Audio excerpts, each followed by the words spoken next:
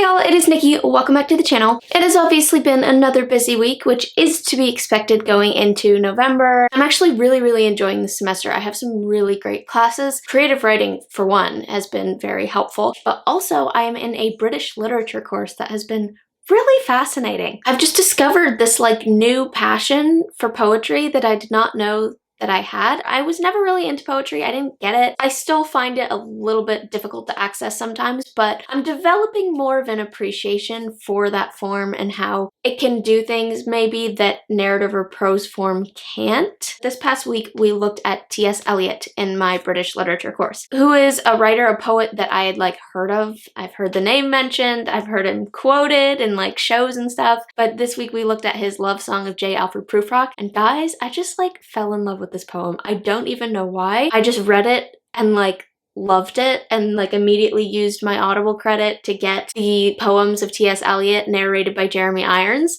and I've just been listening to the love song of J. Alfred Prufrock over and over and over again to memorize it. And I'm so close. I'm actually so close. There are just, I think, a couple sections, maybe two, that I consistently get wrong or miss lines. I'm this close to having the love song of J. Alfred Prufrock memorized, and then I'll just feel super studious being able to just quote T.S. Eliot whenever I feel like it. In some ways, studying literature can be a little bit discouraging sometimes when you are trying to write something so different from that. The stuff that I hope to write in the future is not literary fiction. I don't think I have that in me. I don't think I'm smart enough for that, honestly. And so sometimes it can make you feel a little bit, I don't know, lesser when you're reading all these beautiful, powerful works of literature and thinking I will never be able to do this, or what is the stuff I'm writing compared to this? Nothing. But I always have to remind myself that God has a different path for each of us, and I have to remind myself of what my initial goal was in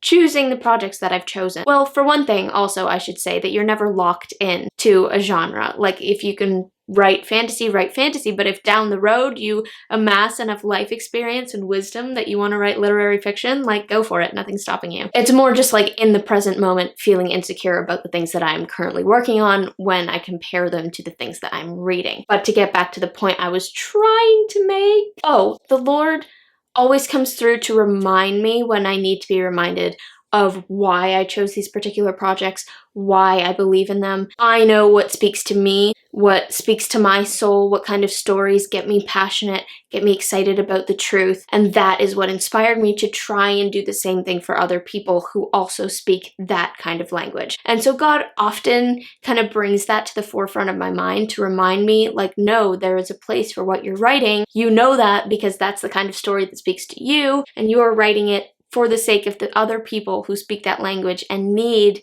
to find truth translated in that medium. So I'm trying to let my literary education inspire and pour into my writing endeavors. There's no reason why the two should be mutually exclusive. I'm trying to learn what I can from that tradition of literature so that I can just make stronger stuff when I set about creating my own stories. Creative writing has also been fun lately. It just forces you to branch out and write things that you wouldn't normally write because you just don't have time for them. If I weren't in this course, I definitely wouldn't be messing around with poetry or flash fiction, for example, but I've had to for my weekly projects, and that has actually been a huge blessing too, because again, when you've got multiple projects on the go, you just work on those. There's not time for other stuff or just for fun little writing exercises. It just doesn't happen. So I've tried a few poems, I've done a little bit of creative nonfiction stuff, and this past week we actually got to pick from a whole list of forms. And initially I was going to do a poem and I was struggling. I couldn't come up with an idea, so I was thinking I'll just do something Peter Pan because that's always my fallback if I can't think of an idea. But then this one morning, it was this super gray, drizzly morning, and there was just this horde of crows on a dead tree out our front window. And I realized this is the opportunity I've been waiting for to step out of my head, because I often get very much caught up in my head, and actually observe creation, observe the world around me, and use that as my inspiration. Because I struggle with that, I'm not a super observant person. It's one of the things as a writer that I want to get better at. So anyway, I digress. I went outside and just stood on the porch watching these crows for probably 5 minutes and just tried to take in as much as I could, the little details, the sensory details. I was planning to do a poem on just what I saw, but later when I was brainstorming on my whiteboard trying to figure out what to do with this, it actually turned into this gothic flash fiction thing. It's only about like 400 words, which I was very tickled with because you guys know I'm super wordy and I expected it to end up way longer than that. 400 words isn't bad, but I was actually pretty happy with it at the end. I don't know that I've ever attempted something